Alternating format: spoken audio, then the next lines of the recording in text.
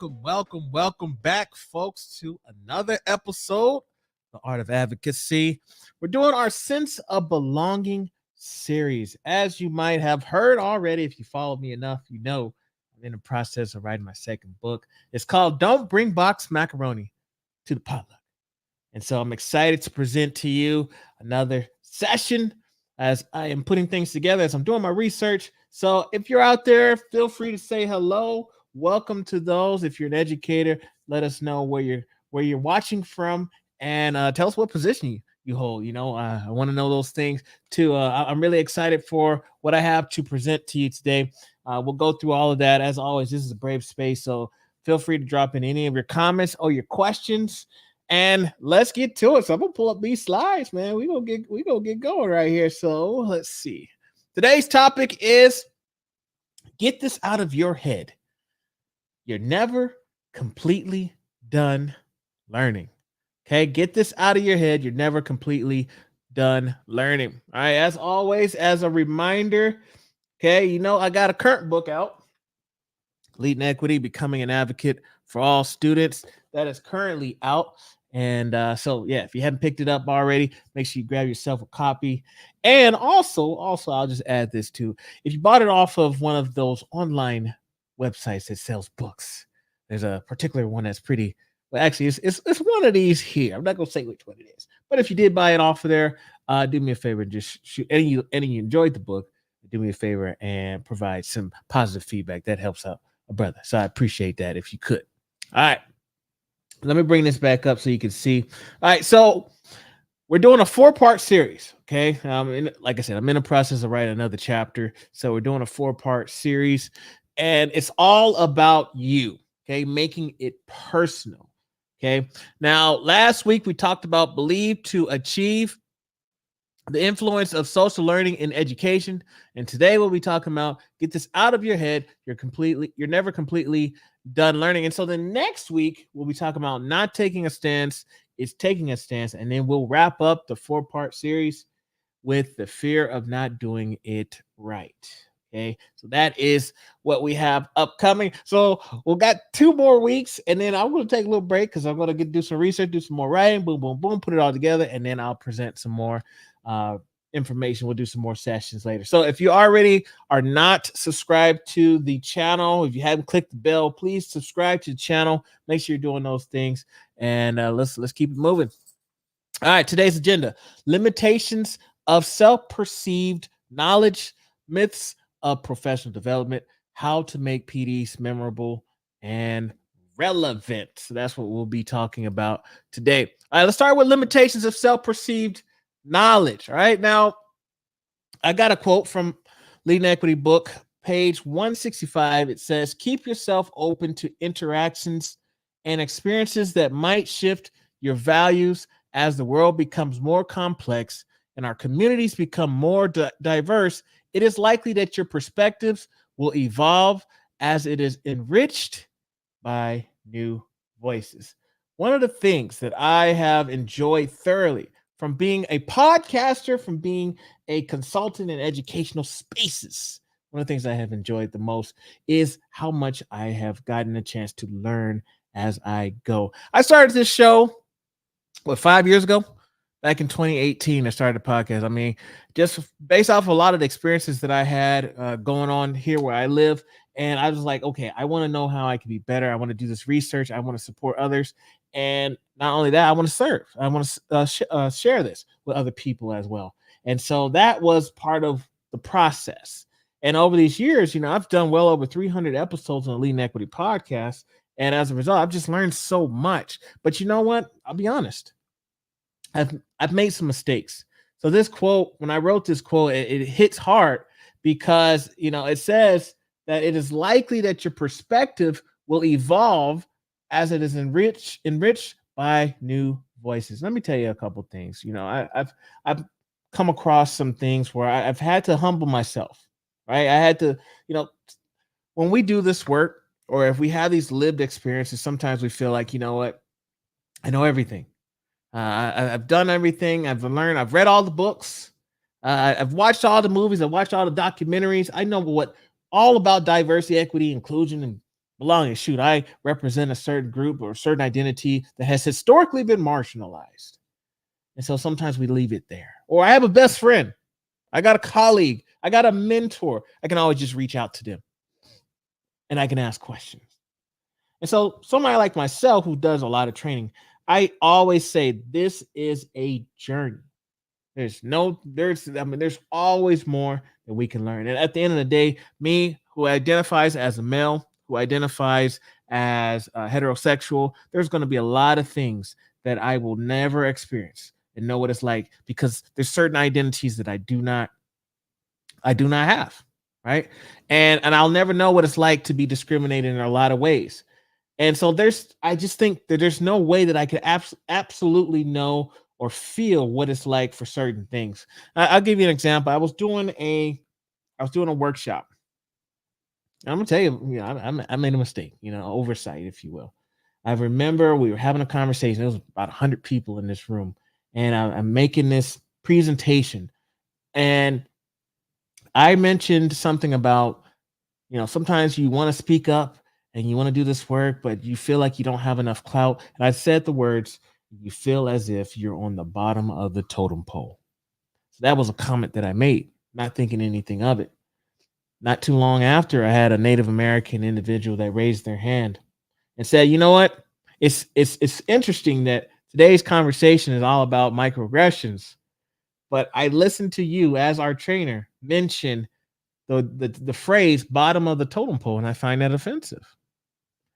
And I appreciate that audience member. First of all, I'm glad that I created a space in which someone felt comfortable to raise their hand and share this in front of 100 people and basically called me out. And I wasn't offended at all because again, I'm on a journey too. And I said thank you so much. Thank you so much for saying this to me because I didn't have any intentions to harm anybody. It wasn't something that was it was clearly an accident, an oversight on my end. However, you are totally right. And I wanted to validate their thoughts or sentiment because they're right. That would be a microaggression, right? I give you another example. I remember doing another session. This one was virtual, and I had my presentation up, had my PowerPoint going, and we are talking about Muslim women.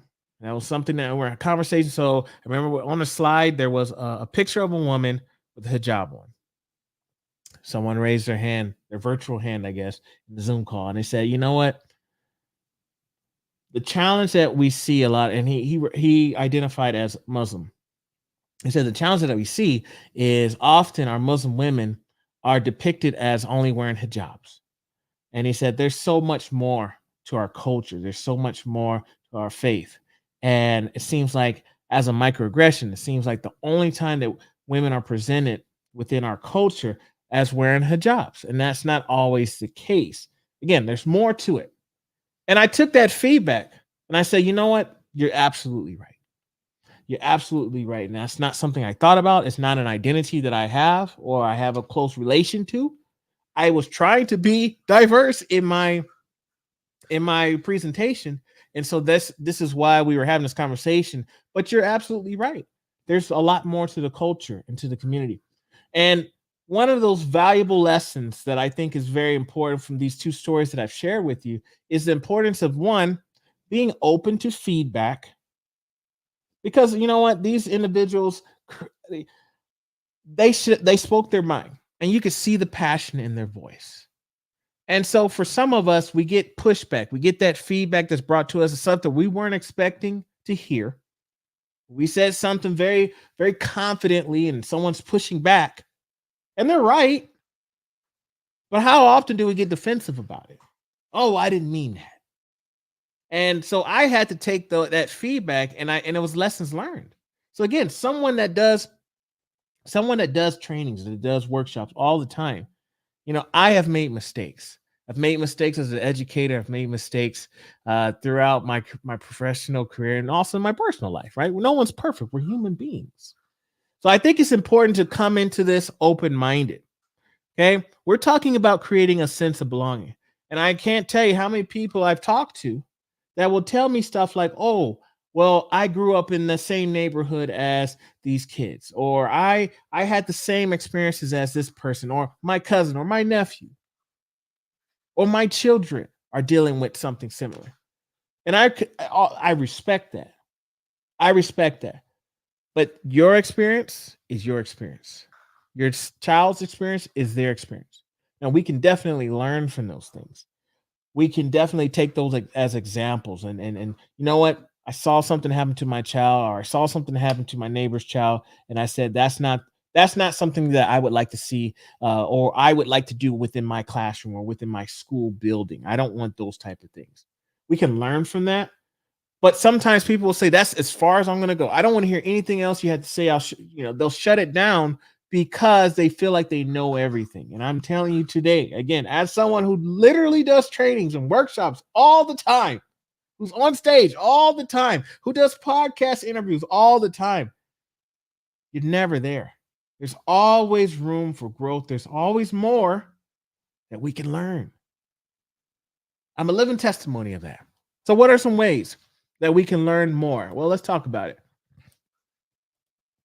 Some ways that you can learn more. I mean, some of these seem pretty straightforward, but I think it's very important to bring up. Continuing education. Okay. Higher education. You can get, work on your master's, certificates, things like that. There's also conferences, PLCs, and books. I think all of these are some ways to learn more, to hone your craft, to sharpen that knife, if you will. Maybe that's not the best example, but to sharpen your skills. Maybe that's what I'm trying to say. Sharpen your skills. I think these are all ways that you can do that. I remember I had a supervisor that used to tell us, you know what? Professional development is very important, and I believe in sending my staff to conferences and events. However, in order to go to a conference, if you want us to pay for it, you have to present or at least put in a abstract or submit a proposal. You have to present, put in a proposal, and if you do get an opportunity to present, you need to come back and teach us what you learn or what you present as part of a staff meeting. They wanted you to participate, and it was a piece that I had never thought about or considered, because I just thought, oh well, I'm a staff member. You're supposed to send me here or there, but it's an investment, right? The school, the organization is investing in you. And is there a way that you can give what you've learned, what you presented? Is there a way that you can bring those things back and not only share it with the audience members that are at, all the participants within this event or this conference, but also your internal department as well? Because if you work with students, if you work with kids, guess what? You're not the only one that is going to interact with those individuals. Okay. You got a whole team, you got a whole school, you got a whole organization that is tied and involved with students. How can it not benefit when you are presenting this information to them as well, especially those who weren't able to attend the same conference or able to attend your session? Okay, and again, PLCs are very important. And then also books. Finding books, I always say it, finding books written by people with those lived experience. Always use those as priorities. And anything else I recommend as being a supplementary resource. Okay. Let's move into myths of professional development. So, to my school leaders, you may have seen this before. You might have experienced this. You have those staff members who feel like, here it is right here. You have those staff members that feel like professional development is a waste of time. I'm going to dispel some of those myths. Well, there's actually some research that's going to dispel some of those myths. At the end of the day, professional development needs to be specific and intentional. Okay, so that means that it needs to be practical, engaging, and relevant. So if you're a school leader, you got to understand that everything doesn't need to. That's the best way to say this. Again, I think the relevant piece is probably relevant and engaging. Those are some areas that needs to be really honed in on. All right, so let's talk about what does some of the research say. Okay, Some of the research talks about it. I'm going to just bring up two myths. I'm going to discuss two myths that are out there in regards to professional development. And these two myths, you hear them a lot. Okay. One, professional learning is a waste of time and money. You hear that a lot. Well, truth is, there's a lot of evidence that shows that professional development can lead to shifts in teacher skills and instructional practice and significantly improve student learning. Okay. Significantly improve student learning. Here's the thing, maybe we need to rephrase this. Because if you're one of those individuals that feels, and I felt this way too. Again, as my teacher, I remember going to a class, of professional development. Especially when we have those either school wide or they're district wide, and so there's like one session or like only a couple sessions to choose from, and it's supposed to cater to every staff member, from your lunch workers to your teachers to your principals, and everybody's supposed to go to these same sessions, and it's very broad, right? And so folks will say, "Well, this doesn't apply to me. This doesn't pertain to me." These kind of things. So I was one of those individuals who used to say that all the time. I remember sitting in sessions. I was like, "Dude, I just wasted an hour of my life that I can never get back." Hey, this. I could have been great in papers. Could have been great in papers right now. Instead, I had to sit through this professional development that has nothing to do with me. So I think we need to rephrase this myth. Professional learning is a waste of time and money. It's not a waste of time and money. Bad professional learning is a waste of time and learning. Okay. Research shows that if you get adequate professional development and you offer that to your school, your teachers, things like that, there has shown a lot of evidence that shows that it does help instructional practices. It does improve student belonging. It does improve a lot of areas that the target goal is supposed to. However, if we don't do a good job vetting the professional development, or if we just use boxed professional development that's not catered specifically from an equitable standpoint to our specific needs, then yeah, we're going to waste our time and we're going to waste money. However, no, there's a lot of effective professional development out there. So when we're creating a sense of belonging, now let's just say we've done assessments from our students, culture assessments or some sort of belonging assessments that we've given to our students. And now we're taking that feedback and say, okay, students say they feel like they don't belong, or students say that they feel like the teachers don't care about them. Finding the right professional development or right support, maybe social emotional learning strategies, maybe it's some other areas, maybe some cultural responsiveness, right? Whatever it might be, it needs to be vetted. And I think some of the other keys to that is it needs to be engaging, practical. Okay, and I'm going to share some strategies towards the end of ways that we can make professional development memorable. Okay, now let's go to the next myth here. Myth number 2. Professional learning is more effective for early career teachers and less effective for veteran teachers. Ooh, boy, Sheldon, what did you just say? You just touched a nerve. I'm going to leave this up for a second so I can take a sip of water. Oh boy. You hear it all the time. Oh, PDs is only for the new teachers. I've been in the game 20 years. I've been in the game 5 years. And it doesn't apply. I'm not going to learn anything new. However, the truth really is professional development opportunities have been shown to support teachers' development at all levels and experience. Okay, now it's true. It is true that often, especially the newer teachers, here's some things to consider. Let's start here. Here's some things to consider.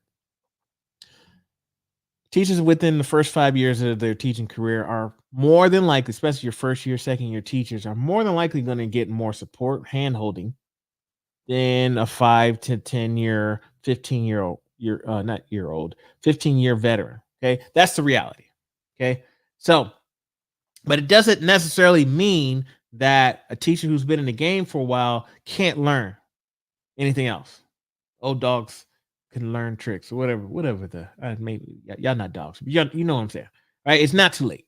Right now, and again, I do trainings, I do workshops, and I've had veteran teachers tell me this is the best PD I've ever got, right? Or they'll say, I've never learned these things, or you provided some perspectives that I never thought about or considered.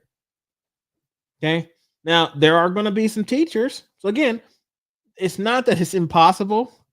Right? It's not that it's impossible, but there are going to be some teachers that honestly they're going to have closed minded. They've been teaching the same thing for years. They won't change, no matter what. You can bring them all the data, they just going to teach the same thing. Okay, and I know it's frustrating, especially from a leadership standpoint, when you're trying to get some teachers to kind of break out of those old habits. And look, that was effective 10 years ago, or that book made sense 10 years ago. But you know what? We just discovered that the author of that book, the original name of this book has some racist slurs in it. You know what? There's some other books that we should probably use now.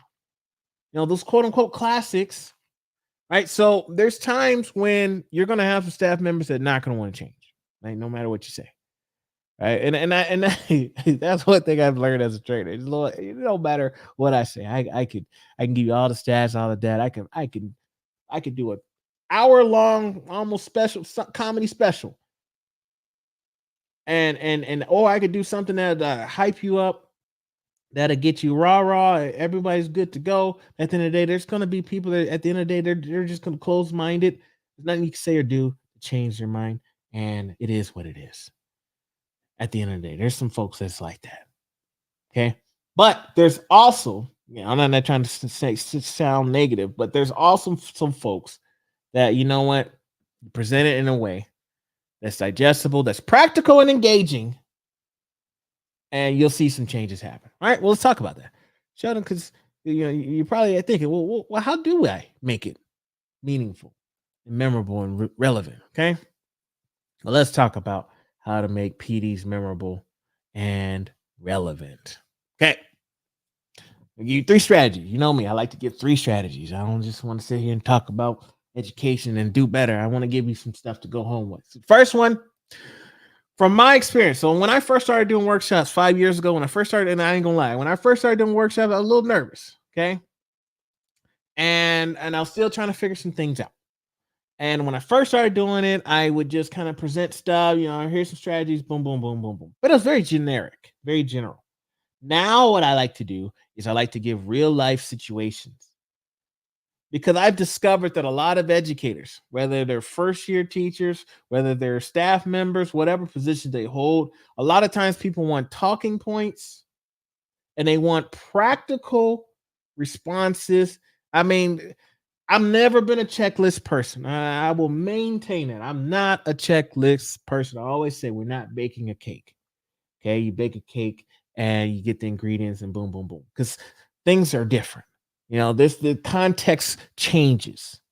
I don't believe in that. However, I like to ask whoever I'm working with, if I'm working with a school principal or superintendent, whoever it is, I like to ask them questions like, can you poll your teachers? Can you poll your staff ahead of time anonymously and ask them to bring up some topics or situations that they have struggled with in the past? And you ask these questions, poll them, send that information to me, that feedback to me, and I will put a workshop together based off of that. I've done it plenty of times, and I found it very effective.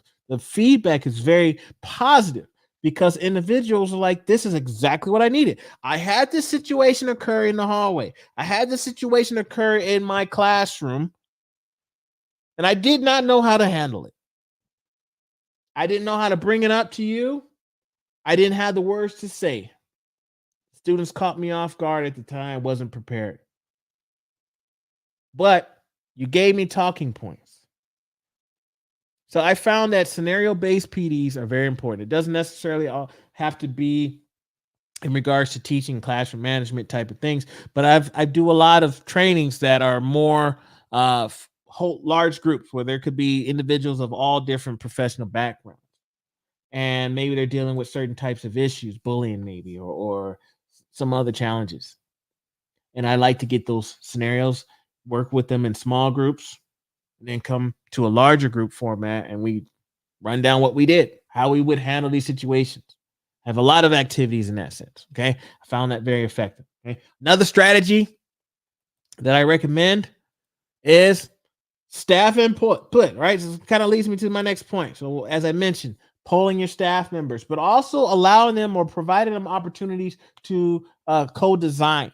Right. Sometimes when we're at the top level, maybe we're school building leaders or district leaders or organizational leaders.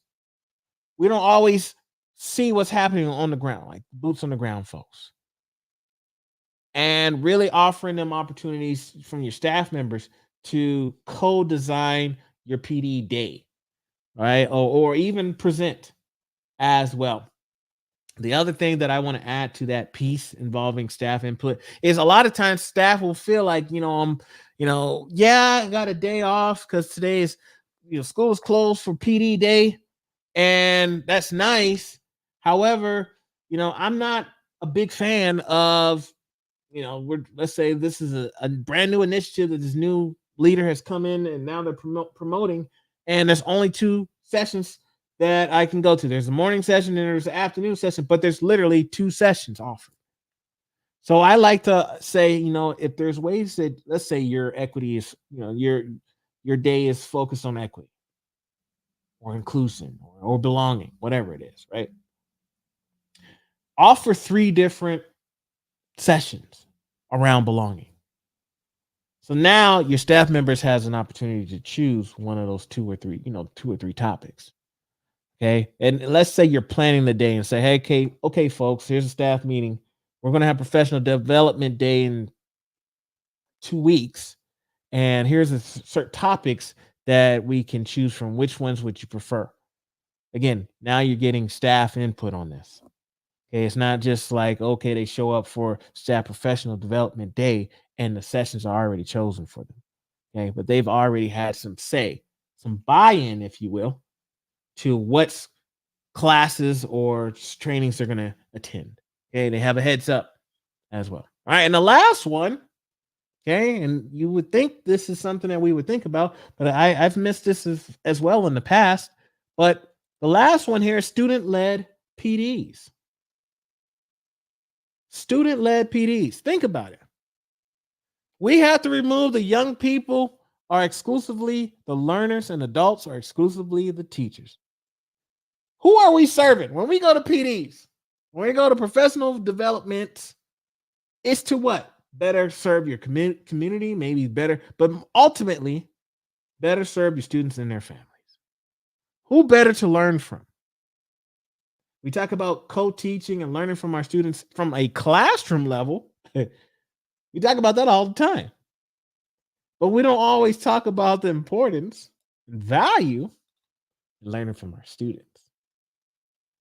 Imagine having a PD day where there's 3 to 4 sessions, 45 minutes, an hour-long sessions, all presented from a student's perspective. You have groups of kids, 2 or 3 students presenting. This is what we prefer or what we would appreciate when we walk into a classroom. This is what we would like to see in our classrooms. This is what these are some suggestions on how our school experience can be better. Now, I think it's important to also add, yes, especially if you're at high school, middle school level, even at the elementary level, they're probably going to need some adult guidance. So if you, again, being proactive, you're planning ahead, and again, you're wanting to create a sense of belonging. Okay. Take your school, maybe your student leadership, or take a group of students and say, okay, here's how you do a presentation. Here's how to set up the PowerPoint. Review it with them. Go help them, support them in their efforts so that, because they're going to be nervous, right? They're going to show up to PD day. They're going to be nervous. So if we support them and practice with them and guide them through this process and work together and collaborate, because they would know what they're experiencing. I think they would have an idea as far as what would probably benefit them. I run a lot of student affinity groups. And my trainer, Darlene, shout out to Darlene. She does an amazing job where she does these working sessions. And these working sessions are essentially opportunities for the students to identify maybe a challenge that they're facing within school, within their experiences at school. And she works with them, say, okay, well, if money wasn't an issue, resources wasn't an issue, what would make your day perfect? Or what would be a perfect school day for you? Or what would be a great experience for you? What are some challenges that you're facing within your school setting that we would love to see changed? Right. And not only does she help them kind of narrow those down, but she also helps them find solutions. Right. Think about it like from if you're a school leader and you got students complaining about their experience. Oh, we feel like the teachers don't like us.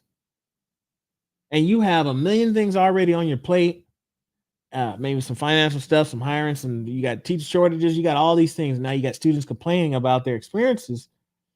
But what if, yeah, they're complaining about their experiences or at least letting you know what, making it aware to you, but they also provide you with 3 or 4 options. Now, here's some suggestions. If you were to do this, if we did this kind of training, or if we offered this, you know, presenting these things. So she helps them do that. And then she helps them do it in the form of a PowerPoint. Student led PDs are very effective, but it's an area that we often forget about. Again, we talk about doing it in our classrooms.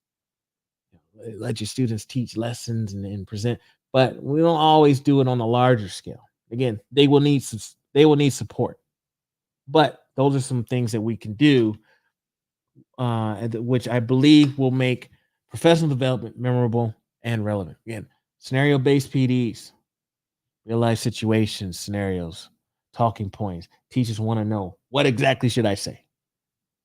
How do I handle this? Providing a staff input, and then student led PDs. Okay. Now, at the end of the day, someone asked me this earlier this week. What is the greatest opportunity and challenge facing organizations valuing diversity, equity, inclusion, and belonging? I love that they added in belonging. Okay. Because I've talked about it in the past. We talk, inclusion is important, very important. But what are we including our students into? What setting, environment are we including our students into? Right? Do they feel as if they belong?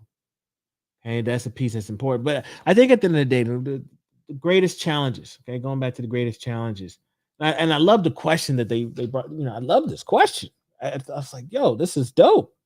Because here's the thing: diversity, equity, inclusion. You hear those terms. I mean, with our political scheme, they get such a bad rep. Such a bad rep. You automatically go to race. Oh, this has got to be a black and brown thing. This is going to be an opportunity for folks to say white people are bad, or we hate America. Just stuff. But I'm like, no, there's just so much more.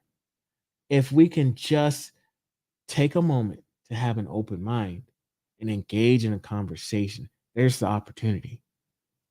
But we have so many people that are so set. You hear diversity, you hear equity, you hear inclusion, and they just shut down. Going back to making this personal.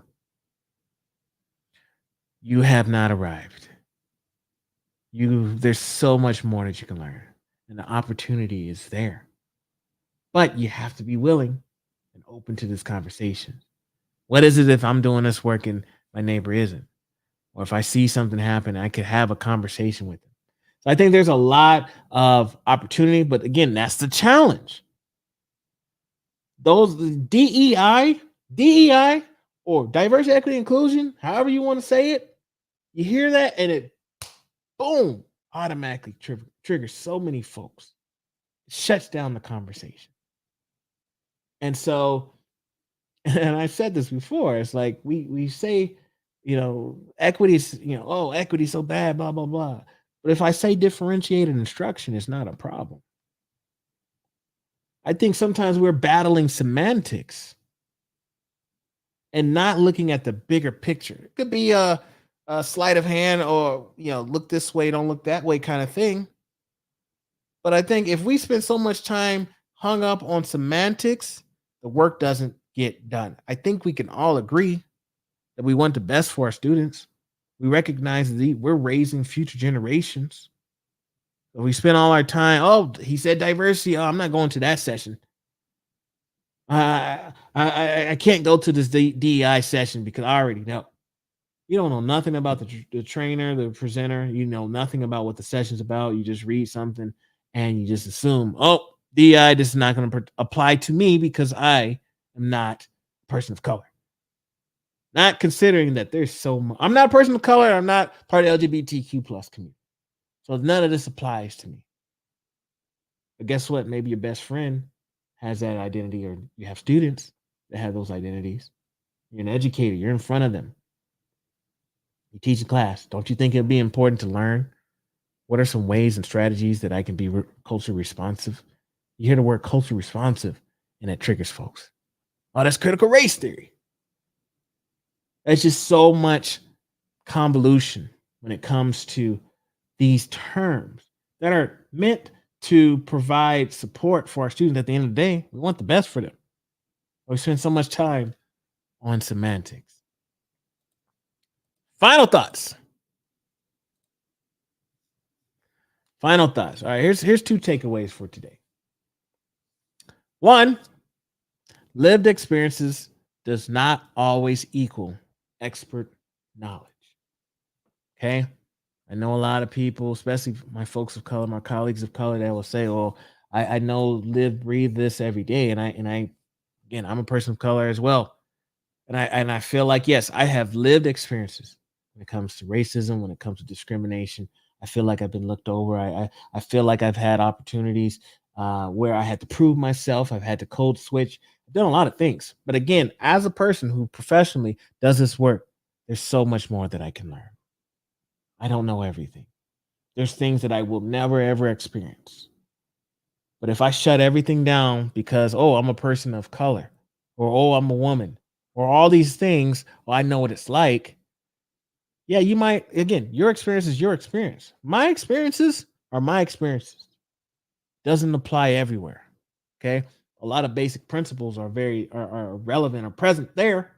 However, there's so much more that I can learn, and I'm constantly trying to engage in these conversations so that I can learn more, so I can be the best version I can be. However, it is a journey. And the last part is, even if you can't relate, you can still empathize. A lot of folks will tell me, well, I don't have those identities. Doesn't apply to me. Why should I care? There's that quote from John Dewey, and I'm going to paraphrase it. Essentially, is do what you would do for your own children. So maybe you don't personally have it, or maybe no one within your family or someone you close to you think has these identities or has these challenges. But what if it was your child? What if it was you? Would you care then? What if the cameras go away? We watch it on media, we see these things happening on media, news, social media, those kind of things. Puts our focus there. Maybe um, we feel some emotion, some empathy then. But when the cameras go away, doesn't mean that those challenges, those issues go away.